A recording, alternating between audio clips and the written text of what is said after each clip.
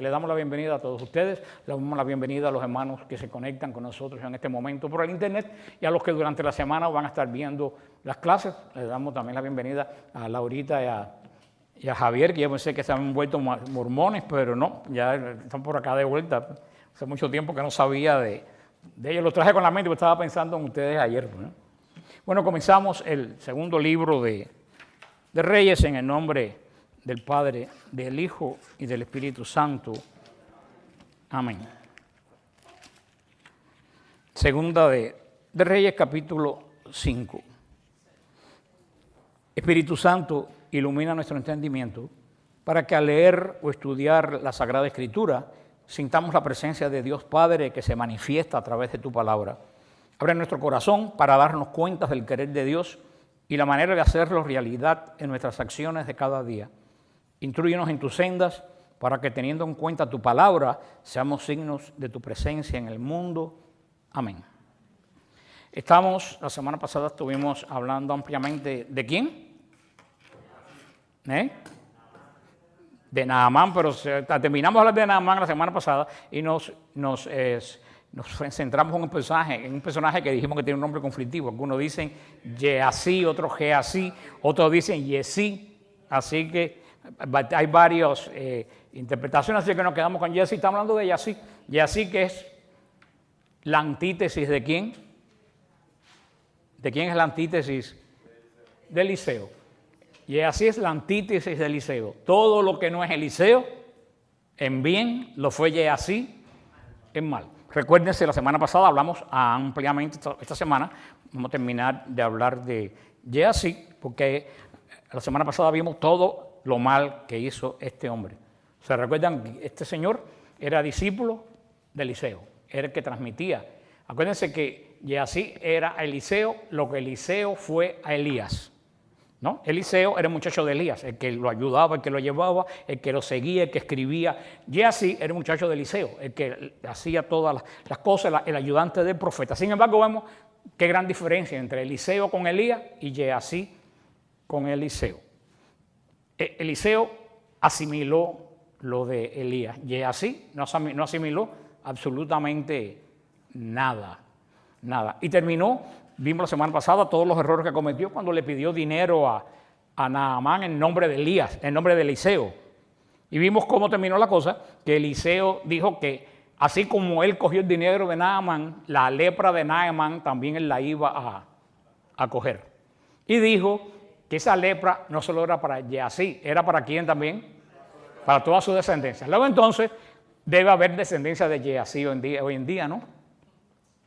Tiene que haber. Ahora vamos a ver quién es la descendencia, con eso terminamos Yesí. Vamos a ver quién es la descendencia de Yesí. En Segunda de Reyes 5:27, recuerden, la leímos la semana pasada, dice: por tanto, la lepra de Naamán se te pegará a ti y a tu descendencia para siempre. Y salió delante del leproso blanco como la nieve.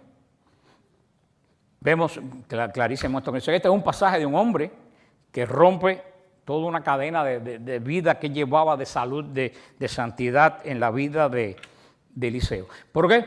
El Yesí fue el primero que quebró la cadena del discipulado. Es muy importante el discipulado. ¿Qué cosa es el discipulado? Las personas que se sientan a escuchar un maestro, ¿no? El maestro enseña, el discípulo, ¿qué es lo que hace? Escucha, y no solo escucha, ¿qué más? Aprende. Con lo cual, Señor, yo estoy muy mal. Pero bueno, yo tengo esperanza que el Espíritu Santo ahora en Pentecostés todos los conocimientos lo ajunte de nuevo en sus cabecitas, ¿no? Ese es el discipulado, porque el discipulado no solo es lo que yo le enseño a ustedes, el discipulado debe ser que ahora ustedes van a enseñarle a otra gente lo que yo les enseñé a ustedes. Eso es lo que es el discipulado que se va transmitiendo. Y hoy en día el discipulado es todavía mucho más fácil, porque hoy en día para ser un discipulado no hay que tener un grupo. Para tener un discipulado lo único que hay que hacer es tener Facebook. Con un Facebook, así como la gente usa Facebook para lo malo, tú puedes usar el Facebook para ser un discipulado.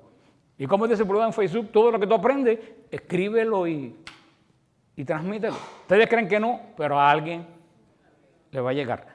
Y eso es lo que el Señor, lo que ha habido en la iglesia desde el siglo I, ¿qué cosa ha sido? Discipulado. Los apóstoles enseñaron a sus seguidores que se convirtieron en ¿qué cosa? En discípulos. Y esos discípulos, ¿quiénes fueron? Los padres de la iglesia, que enseñaron a otra generación. Los padres apostólicos, perdón, que enseñaron a otra generación. Y se convirtieron de discípulos después en padres de la iglesia. Y los padres de la iglesia, y así ha seguido la iglesia hasta el día de hoy haciendo el discipulado. Y así era el discípulo ¿de quién? De Eliseo. ¿Que fue el discípulo de quién?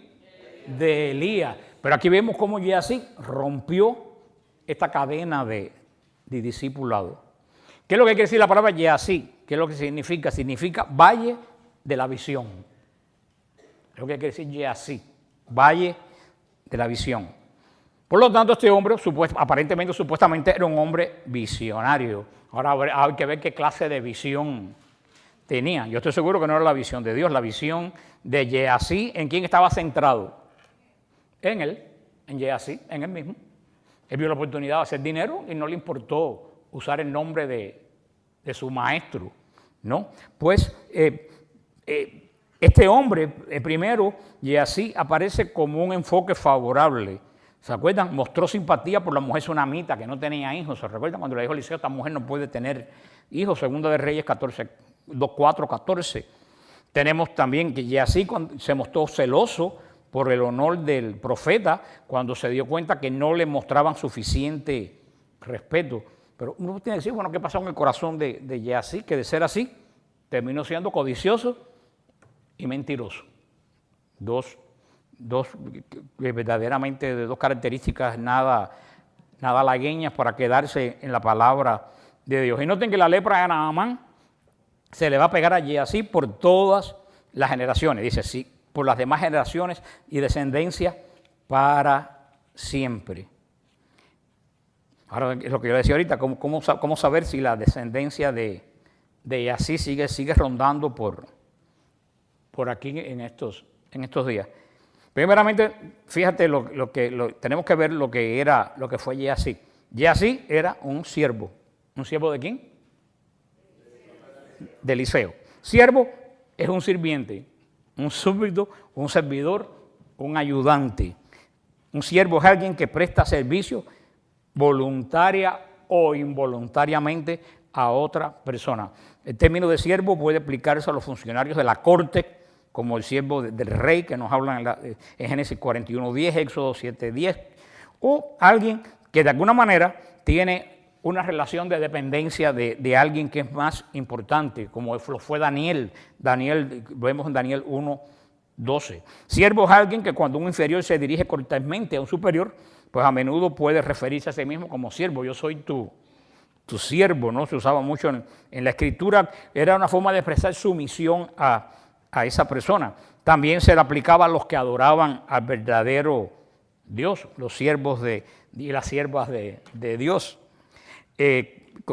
Pablo comúnmente se refería a sí mismo como el siervo de Dios, en Romanos 1:1. Pablo, siervo de Dios. O sea, tenemos siervos. Tenemos también otra palabra que se usó también para Geasí en su momento, hijo.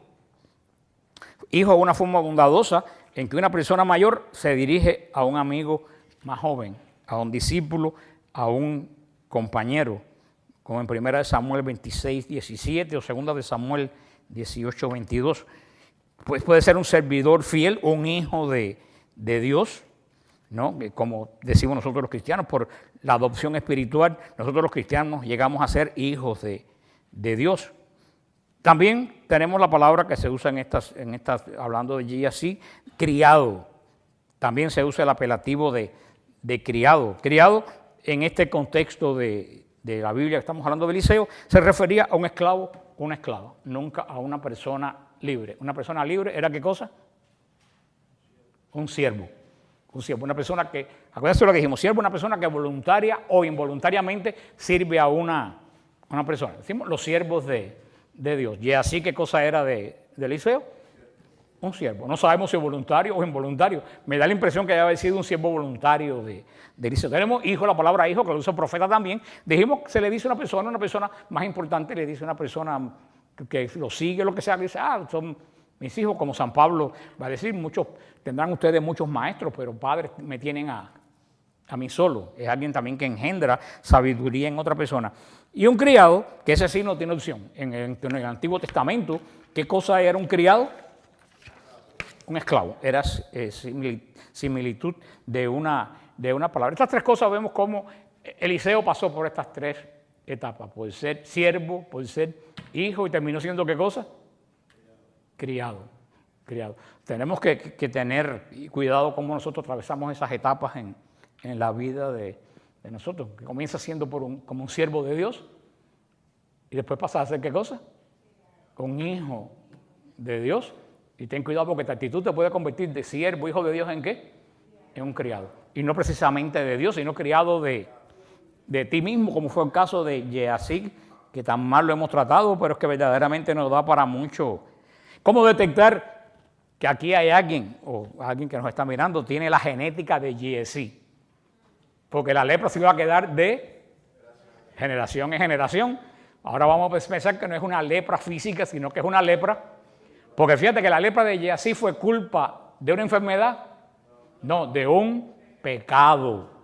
Fue culpa de un pecado. Entonces vamos a ver si nosotros conocemos a alguien, y ojalá que no me apliquen a mí, porque también se nos pueden aplicar. ¿Cómo podemos detectar a aquellos, no siempre nosotros, si hay alguno que conocemos que tiene la genética Gehazi? Primero, los que tienen la genética de Gehazi, que son como él, son excelentes servidores, pero descuidan la palabra de Dios. Excelentes servidores, pero que descuidan la palabra de Dios. Es un líder que aparta a la gente de la iglesia para ser los seguidores de él. Por ese lado yo creo que no me lo pueden achacar a mí, porque yo toda la vida me la paso, que yo digo, yo no quiero seguidores jamás míos, seguidores de él. Pero hay gente que hacen a su alrededor un grupo que lo siguen a él. Y yo lo he visto muchas veces en este grupo. Si esa persona venía con 5 o 6.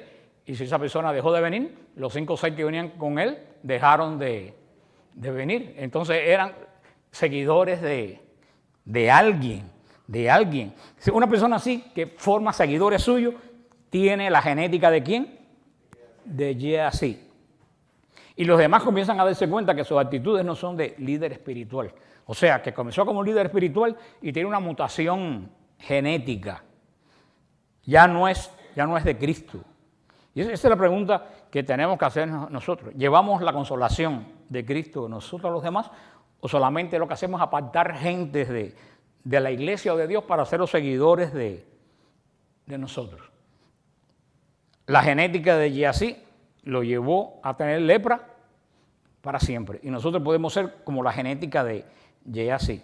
Son esta gente que sirven y que siempre están sirviendo. Son excelentes servidores en la iglesia, pero nunca se sientan a escuchar la palabra de Dios, ni van a un retiro, ni van nada. Esto me ha pasado a mí en cantidad. No voy a mencionar ministerio, cualquier parecido a alguien vivo, medio vivo, es pura coincidencia, pero a mí me han invitado aquí en Miami a cantidad de ministerios y los que me invitan, que son los que dirigen el ministerio, no van. Y eso me pasó en un ministerio por años. Me invitaban y nunca vi a uno de los líderes que me invitó allí. Es lo que yo digo. Son servidores de la iglesia, pero no seguidores de la palabra de Dios. Sirven, siempre están sirviendo. Son excelentes servidores, pero no se sientan a escuchar la doctrina. ¿Esto les recuerdan a quién? No solo a Gehazi, claro que a Gehazi, a Marta, la hermana de María. En la iglesia hay que trabajar, en la iglesia hace falta trabajar. Vaya si lo sabré yo, pero tú tienes que buscar un tiempo para sentarte a los pies de Jesús como María. Si no, te va a pasar lo que pasa ahora. Esta gente que siempre está sirviendo y no se sientan a escuchar la palabra, terminan quebrando la doctrina, que terminan quebrando la misma palabra de Dios. ¿Por qué? Porque no la escuchan y no la siguen. No tienen una vida de oración. Y el que no se llena, no puede dar. Entonces esta gente que tiene la lepra de Gehazi, cuando van a dar, ¿qué cosa es lo que dan? Lepra, pues dan frutos de desintegración, como la lepra. Apartan a la gente del grupo, se apartan a la gente de una comunidad, apartan a la gente de esa iglesia, dan frutos de división, dan frutos de ustedes van donde voy yo.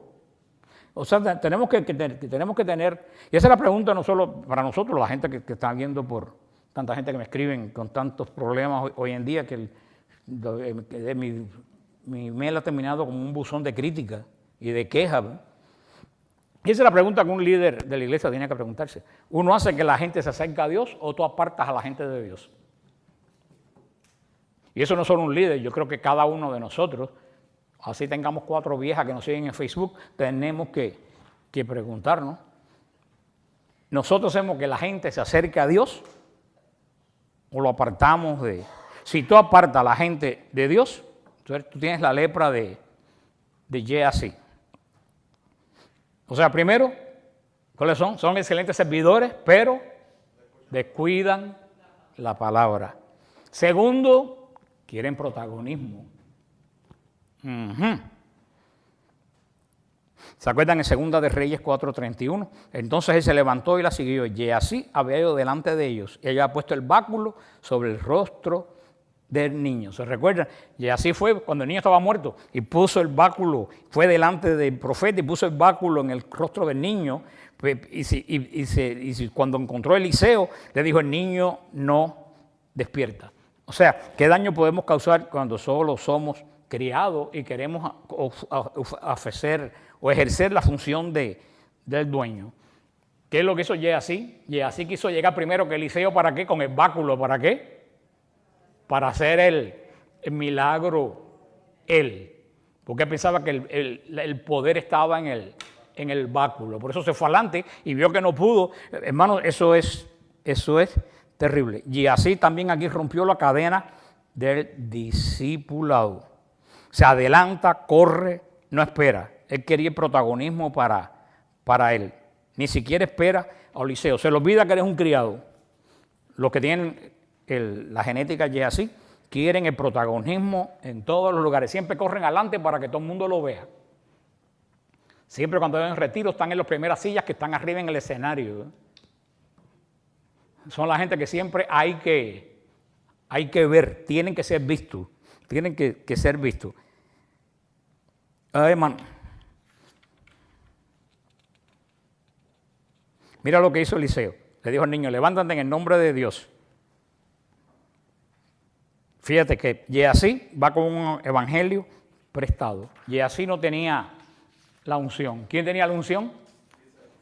Eliseo.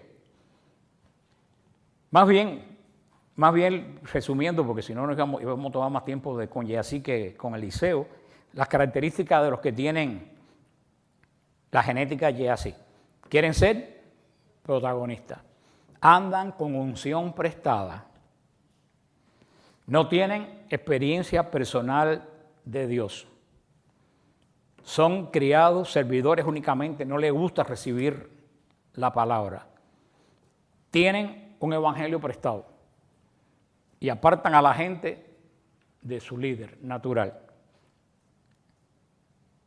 Y lo más terrible de todo, venden el don y cobran por los milagros.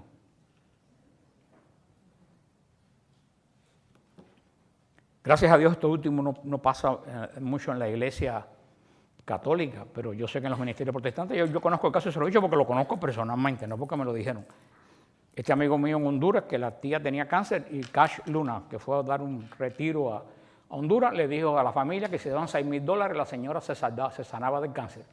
Le dieron los $6,000, la señora se murió un mes. Hay gente que cobra por los milagros.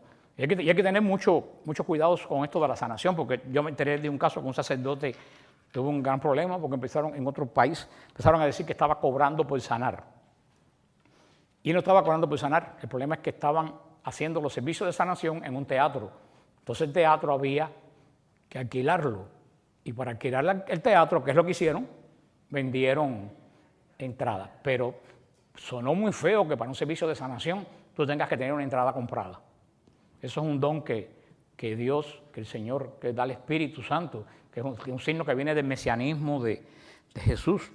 Por eso que tenemos que tener cuidado, pues no tener la lepra de Gehazi. Terminando con esto, tenemos que recordar que ¿qué? Quieren ser protagonistas sí o sí. Tú ves a alguien que es protagonista, tú dices, lepra. Vienen con unción prestada, no es de ellos, es de otro que se la usan, la unción que tiene el otro. No tiene experiencia personal con Dios. Son servidores, siempre sirven, pero no crecen. No tienen tiempo para recibir la palabra ni para orar. Andan con un evangelio prestado. O sea, la buena nueva no es que el Señor se la puso a ellos para darla, sino que se lo cogieron cada 5 minutos. Yo pregúntale a Jorge, yo agarro en el internet un web por ahí que tienen los temas míos con nombre de otras personas. Pero yo una vez, ¿te acuerdas, Jorge? Yo le dije a esa persona, tú ni siquiera has cambiado mis faltas de ortografía. Nosotros no has cambiado las palabras, ni le tomaste el trabajo de arreglar mis faltas de ortografía. Hiciste un page y le dije, tú estás robando evangelio. No es que yo quiera que para los temas para mí, pero no por mí, porque los temas los míos todo el mundo los coge, pero no lo pongas como tuyo. Le dije, porque el daño te lo estás haciendo tú. ¿Qué necesidad? Cuando yo pongo un tema de alguien, o que yo le digo a Jorge que pongo un tema de alguien, yo te lo especifico bien, Jorge, pon este tema es de fulano, de tal. Uno no puede andar con evangelio prestado, así como dicen por otro lugar, ganando indulgencia con rosario ajeno, ¿no?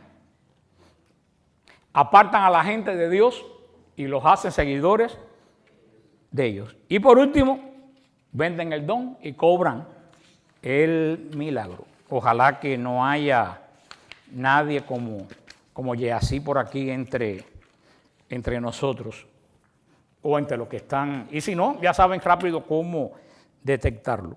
Ahora comenzamos con el capítulo 6 del segundo libro de Reyes, en el nombre del Padre, del Hijo y del Espíritu Santo. Amén. Continuamos hoy en nuestro estudio de este segundo libro de Reyes y en realidad lo que hicimos anteriormente prácticamente era una introducción. Vimos que Eliseo fue un hombre destacado. Estuvimos estableciendo el contraste entre Eliseo y Elías. Son dos hombres diferentes. Por ejemplo, Elías era un hombre extrovertido, se fajaba con los profetas. Eliseo era un hombre introvertido. Eliseo no quería hablar con la gente. ¿Se acuerdan que mandó a hablar con la viuda? Él no le gustaba mucho, no quiso hablar con Naamán. ¿Se recuerdan? Eliseo era introvertido. El ministerio de Elías era público. Acuérdense lo que ocurrió en el Monte Carmelo. Mientras que el ministerio de Eliseo era más bien privado. Lo vimos en su manera de tratar con Naamán, una persona tan importante. Elías hizo lo espectacular, que descendiera fuego del cielo. Pero Eliseo fue un hombre de pocas palabras, de un ministerio tan público como el de Elías. Elías trató con príncipes, con Acab, con Jezabel, con toda esa gente. Eliseo trató con hombres comunes, trató con gente del pueblo. Ustedes vieron viudas, personas muy comunes. Otra diferencia radical entre los dos, que Elías no murió, subió al cielo. Sin embargo, Eliseo sí murió. Pero sin embargo vemos que Eliseo, a no ser alguien tan espectacular como Elías, cada profeta tiene su forma, aunque el Señor trabaja con todo, pero cada profeta da a su ministerio tú no puedes pedir a una persona introvertida que sea extrovertida, porque Dios no cambia a las personas. El Señor trabaja con lo que tú tienes. Pero a pesar de ser Eliseo tan contrastante con Elías, vemos que también Eliseo hizo grandes milagros. Y vamos a ver también aquí un milagro en el capítulo 6. Dice, los discípulos de los profetas dijeron a Eliseo, mira el lugar en que residimos bajo tu dirección. Es demasiado estrecho para nosotros. Iremos a Jordán, tomaremos una viga cada uno y nos construiremos allí un lugar donde habitar. Él respondió, vayan. Uno de ellos dijo, ¿querrás por favor venir con tus siervos? Eliseo respondió, sí, iré. Los acompañó y al llegar a Jordán se pusieron a cortar madera. Cuando uno de ellos derribaba un tronco, el hierro del hacha cayó al agua y gritó, ¡ay, mi señor, que era prestada! El hombre de Dios preguntó, ¿dónde ha caído? Le indicó el lugar y Eliseo cortó un palo, lo tiró hacia allí y sacó el hierro a flote. Dijo, súbelo, y extendiendo su mano lo alcanzó. Parece, no sé, parece algo bastante simple, ¿no? Tú lo ves y tú no dices, pero yo siempre digo, todo lo que está en la Escritura, por algo está en la Escritura. Y hay veces que las cosas más simples son las cosas que más enseñanza tienen, porque van a cortarse, cae un hacha, el hacha se hundió, era prestada, Eliseo tiró un palo y salió el hacha. Uno mira eso y lo pasa por arriba y se deja buscar algo más interesante, pero siempre encontramos algo y algo vamos a encontrar aquí en la Escritura. Lo primero, los hijos de los profetas dijeron a Eliseo, mire, este lugar que vivimos es estrecho para nosotros. Y este episodio nos revela la popularidad de Eliseo. Eliseo ya no era el que seguía a Elías, Eliseo ya tenía una escuela de profetas. Acuérdense que en estos días en Israel había muchas escuelas de profetas. Eliseo tenía una escuela de profetas. En esa época, igual que como leímos en San Pacomio, siempre ha sucedido exactamente igual. Todas las personas que se retiran buscando soledad, la gente le cae. Mira, sería una buena idea que yo me fuera por un lugar solitario, a ver si la gente va, lo voy a considerar, a ver si la gente viene. Porque a lo mejor si digo, quiero tranquilidad y me quiero retirar, entonces todo el mundo en Miami me cae atrás. Eso no solo es de ahora, eso viene desde la época de Eliseo. Ahora, crecían los seguidores de Eliseo y necesitaban un lugar más amplio. Y esto sin duda, definitivamente se debió que ya Eliseo era una persona conocida, por eso es que crecieron. Entonces, ¿qué es lo que hicieron? Bueno, dijeron, vamos ahora a Jordán, tomemos cada uno una viga y hagamos ahí un lugar para habitar. En contraste con la situación actual, los estudiantes de aquel tiempo son los que construyen su escuela. Hoy en día son los maestros los que tienen que construirla. Si no tiene un ministerio, no tiene que salir a buscar el local, porque ninguno de la gente que viene al ministerio se preocupa de buscar con algunas excepciones, porque me están mirando alguna gente con mala cara. Pero fíjate, que todos se preocuparon porque el lugar les quedaba estrecho. Gracias a Dios aquí no estamos estrechos todavía. Y él fue, vemos un buen toque personal de Eliseo. Este detalle nos da una idea sobre el carácter de Eliseo. Nos revela lo popular que era Eliseo entre los alumnos. Usualmente los alumnos no quieren la compañía de los maestros con ellos. ¿Eso no es? Usualmente los alumnos lo que quieren es estar solos, hacer sus cosas. Ellos querían que el jefe de ellos fuera con ellos, deseaban su compañía. Vemos que hay una relación buena. Eliseo era una persona que, a pesar de que era una persona introvertida, se sabía relacionar con sus profetas. Dice, se fue con ellos, cuando llegaron a Jordán cortaron la manera. Vemos este pequeño accidente que en otro momento hubiera sido calificado como un accidente trivial. Vimos que, ¿qué pasó? Se cayó al agua el hacha. Este incidente es interesante, revela que esta cosa tan insignificante, se cayó un hacha al agua. Esta cosa podemos sacar que nos revela que Dios tiene interés aún en los pequeños eventos de nuestra vida. Puede haber algo menos importante que se caiga un hacha en un canal. Sin embargo, ¿dónde está escrito? En la Biblia. O sea, la primera enseñanza que sacamos, que hay cosas que para nosotros parecen triviales, para Dios son importantes. Dios no se le pasa nada de lo que hacemos. Nunca se me olvida cuando San Pablo escribió a los filipenses, les aconsejó orar por todo. O sea, que no quedara nadie excluido de la oración. Orar absolutamente por todas las cosas y todo, que no quedara nada fuera de la oración, porque para Dios no hay hecho o no hay acto insignificante. Hay cosas en tu vida que tú me sacas insignificantes y a lo mejor esa cosa que es insignificante es muy importante para Dios y tienes que orar por eso. Muchas veces no sabemos de qué forma Dios nos quiere hablar a nosotros. Muchas veces Dios no nos habla por cosas grandes, con trompetas y nubes de fuego. A veces que Dios nos habla en las cosas más insignificantes y que menos tú te imaginas. La pérdida de la famosa hacha podría parecer insignificante, pero para aquel pobre muchacho, ¿qué cosa fue? Un gran problema. O sea que una cosa que parece significante para uno, para otro puede ser un tremendo problema. Ese muchacho le prestaron el hacha y ¿qué hizo? La perdió. Ahora tú, después de 3.000 años, tú dirías, vaya tontería. Pero a ese muchacho que era pobre, que sabe Dios quién le preguntó el hacha, y que el hacha se le perdió, ¿qué clase de dilema sería? No podemos desdeñar porque el dilema de cualquiera, porque nosotros pensemos que no es importante. Porque una cosa que no es importante para ti puede ser grandemente importante para otro. Y en los tiempos de Eliseo un hacha era muy importante, porque había escasez de cualquier herramienta de hierro. Acuérdense que en esa época no se conocía el hierro ni las aleaciones como la conocemos hoy. O sea que tener un hacha era como tener hoy, qué sé yo, un taller grandísimo. O sea que de los tiempos de Saúl y Jonatán se nos cuenta en el primer libro de Samuel, capítulo 13, dice: y así aconteció que en el día de la batalla ninguno de los del pueblo que estaba con Saúl y Jonatán tenían en sus manos una espada o una lanza, excepto Saúl y Jonatán. Mira tú qué importante, qué poco usual eran las cosas de hierro, las cosas de metal. O sea que una cosa que a nosotros nos parece hoy insignificante, en ese momento no lo era. El comentarista que escribe estas memorias de Eliseo nos pone que la cosa todavía era más grave porque no solo se le perdió una cosa importante, es que lo que se le perdió se le habían prestado. Yo eso lo he contado en otras veces y la verdad que no tiene nada que ver con esto, pero también cuando una vez nosotros estábamos afuera de Getsemaní, en Israel, en el monte de los Olivos, que teníamos la noche de adoración. Ahí estaba lloviendo.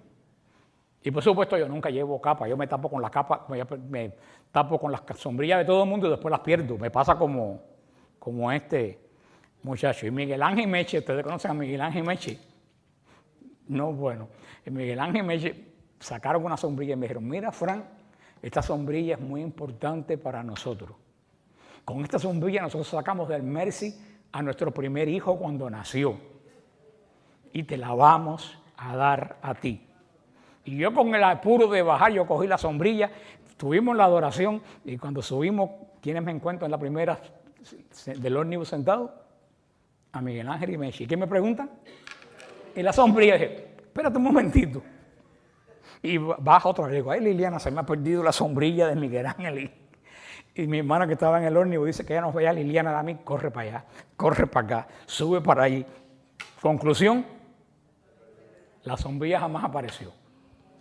Yo no sé cómo esa sombrilla se perdió en la basílica de Getsemaní. A lo mejor de aquí a 300 años la encuentran en algún lugar y piensan que es una cosa sagrada que usó Samuel o alguien. Pero me pasó como este muchacho. Yo decía: ahora con qué cara yo le digo a esta gente que la sombrilla que me dieron con tantas recomendaciones, la perdí. Y no que la perdí, que jamás la encontré. A lo mejor cualquier día veo a algunos de los curas de Getsemaní con la sombrilla de Osito. Pero bueno, para que vean, ahora yo lo digo riéndome. Pero les puedo asegurar que en esa noche yo pasé un rato malísimo.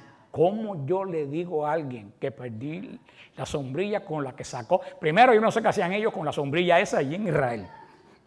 Pero bueno, tampoco yo tenía que haberla perdido. Bueno, vemos un hecho semejante a esto, ¿no? Era el valor que tenía. Y sin embargo, vemos lo más importante de Eliseo y también lo importante que fue con Miguel Ángel Meche. Eliseo no le dirigió ningún reproche. Este muchacho había perdido algo y Eliseo le dijo: te lo dije, tú tienes mala memoria, por eso que todo se te pierde. Y no le dijo, como Miguel Ángel y Mechi, que ni me dijeron nada, ni dijeron: bueno, imagínate qué se va a hacer. Creemos que Eliseo lo absorbió de antemano de toda acusación que los demás le habían lanzado. Seguro que los demás le dijeron: la perdiste por incapaz, la perdiste porque no cuidas las cosas que te dan, como todo el mundo continuamente decimos. Yo creo que Eliseo lo absorbió de esas acusaciones. Siempre existía el peligro que se desprendiera y todo eso, pero evidentemente era una infracción de este muchacho. A mí se podía haber roto la cabeza. Otro detalle a considerar es porque Eliseo le preguntó dónde había caído el hacha. Por supuesto que sabemos que era para poner en evidencia que el agua está, porque en los que conocen el Jordán, el agua de Jordán baja siempre sucia y turbia. No es que pudieran mirar y ver el hacha, todo aquello era un agua fangosa, un agua que no se ve en el fondo. Si el agua hubiera estado clara, este muchacho no hubiera tenido problema, hubiera metido la mano y lo hubiera sacado. El problema es que saber dónde había caído. Y este fue el verdadero milagro. No fue espectacular como otros milagros, pero ¿qué cosa es lo grande de este milagro? Lo grande de este milagro es lo simple que es. No siempre los milagros son espectaculares. ¿Cuántos milagros hay que son verdaderamente simples? Y uno muchas veces no le da importancia. Todo el mundo le da importancia a los milagros grandes. A Eliseo cuando resucitó al hijo de esta señora. Eliseo cuando sanó el manantial de Jericó. Pero sin embargo, ¿qué es lo que nos pone aquí? Que sacar el hacha de un agua, tenemos que estar atentos, no solo a los grandes milagros, sino a los milagros simples que día a día nos pasan a nosotros, que también es obra de Dios. Eliseo cortó el palo, lo arrojó al agua y salió de ahí el hacha que se había perdido. ¿Te acuerdan también? Eliseo tiró una madera en el ¿cómo se llama? En el manantial de Jericó y el agua se sanó. Podemos también poner esta relación con la cruz de Cristo. Como la cruz de Cristo, a través de las aguas del bautismo que nos generó la cruz de Cristo, nosotros somos devueltos a la vida, perdidos y vueltos a encontrar. Cómo Cristo puede levantarnos de las aguas de la muerte. O sea que yo siempre cuando yo aquí, yo en otro momento lo hubiera pasado por arriba, pero yo dije, un milagro tan sencillo tiene que tener alguna enseñanza para nosotros. Y la enseñanza para nosotros de un milagro tan sencillo es que tenemos que prestar también, mirar todos los días, prestar atención a las cosas pequeñas que Dios hace en nuestra vida, para ayudarnos en nuestro crecimiento espiritual, para ayudarnos en nuestra vida diaria, que muchas veces por estar buscando cosas espectaculares no nos damos cuenta de las cosas pequeñas. Yo creo que por eso lo pusieron aquí, junto a los grandes milagros de resurrección y los milagros que va a hacer Eliseo hasta después de muerto, vamos a ver, porque este fue un gran profeta. En todos esos milagros grandes, uno verdaderamente bien insignificante, pero que tiene un gran sentido. Todas las cosas que hace Dios, que obra por nosotros, que nosotros no podemos hacer por nosotros mismos, es un milagro. Sea grande o sea pequeño. Terminamos en el nombre del Padre, del Hijo y del Espíritu Santo. O sea, la semana que viene seguimos con las guerras arameas de Eliseo. Vamos a ver, porque las guerras siguen, porque hay una doña que nadie ha preguntado por ella, que sigue viva. ¿Quién es? Jezabel no se ha muerto. Jezabel, no hemos vuelto a hablar de ella, pero Jezabel está viva. Y una hija, una nuera de Jezabel va a ser un modelo de abuela. Mató a todos sus nietos para quedarse con el trono. Así que esta familia, como la lepra de Naamán, la maldad se queda muchas veces en la familia, y la familia de Jezabel es que no podía salir otra cosa de Jezabel. Y esa historia de Jezabel toda, vamos a ver, porque ¿se acuerdan cómo Elías profetizó que iba a morir Jezabel? ¿No se acuerdan? Comida por los perros. Y vamos a ver cómo murió Jezabel, porque cada cual muere. O sea, que yo he aprendido en la vida es que cada cual muere como vive. Miren cómo ustedes vivan y así mismo ustedes van a morir. Así que les dejo eso para que lo piensen. Recuerden